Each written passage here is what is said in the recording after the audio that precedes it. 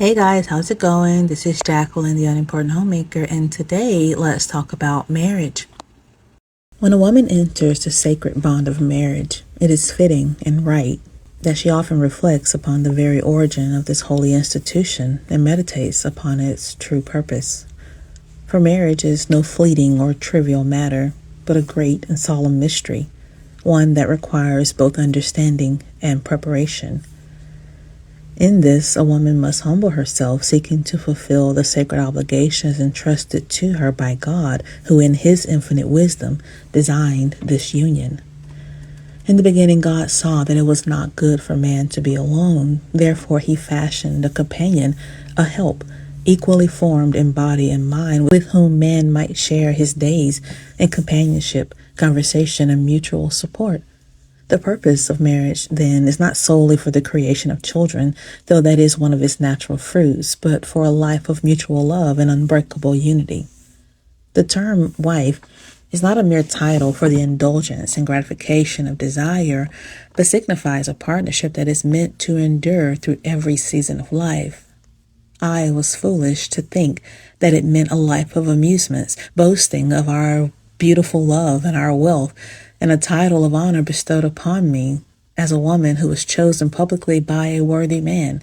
I should have approached it with a heart full of reverence and a mind attuned to higher things. Marriage is not a place for vanity or selfish ambition, but a place where love, kindness, and humility should reign.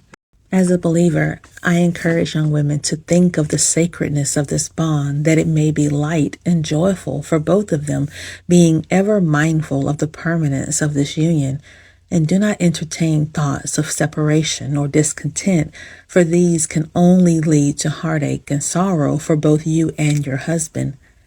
I had no idea how much of the happiness or sorrow in marriage lay within my own hands, willing even to abandon my oath before God in my anger. But as I have grown in wisdom and knowledge, I came to understand that by modesty and purity and gentle obedience, a woman can help make the marriage a source of peace and joy. But when I allowed pride, ill temper, or selfishness to take root, it caused both myself and my dear husband much unnecessary grief. I also learned that the husband, as the head of the household, is the one to lead and guide, and the wife is to be his faithful helpmeet, not his equal in all things, but his wife, devoted to him and his well-being. It was not fitting for me to demand more of my husband than he was able or willing to provide. This led to bitterness and unrest in the marriage because I had unwisely set my hope in him and not in God. Fixing my eyes upon the Lord and hoping in his provision set me free from hopeless expectations that my husband was being forced to carry to keep peace with me. I have heard tales of some wives, through foolish and persistent demands, led their husbands into paths of sin, urging them to unlawful pursuits or foolish actions in order to provide more wealth or material comfort.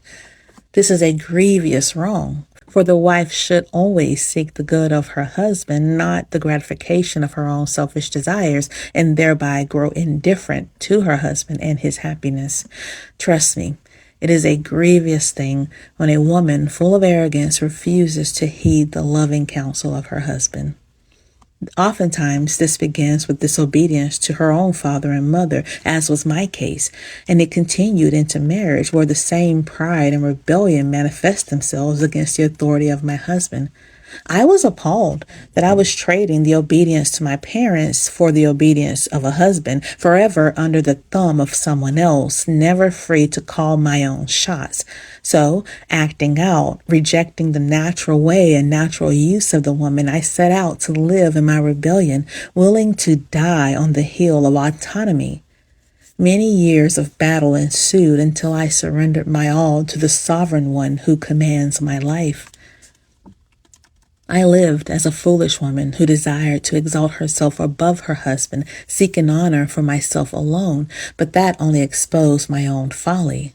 I became an object of ridicule and disdain, and not at all fit to be called a wise woman. But by the grace of God and his constant refining and chastening hand, I am reformed in heart and mind, obedient to the one in authority over myself, and delighting in all the precepts of my great God.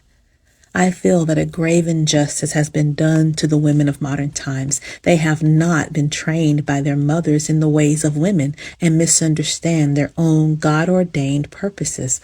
All we seem to know is rebellion, outbursts of anger, and strife, no doubt taught to us by the twisted culture around us and wholeheartedly embraced by our own fallen natures. But there is hope. May every woman then approach her marriage with reverence, modesty, and a pure heart, that she might be a blessing to her husband, her children, and all who witness her faithful life. What about you? What advice would you give to the woman who does not understand the purposes of marriage? Let me know down below in the comment section. That's it for today, guys. Thank you for joining me. I'll see you next time.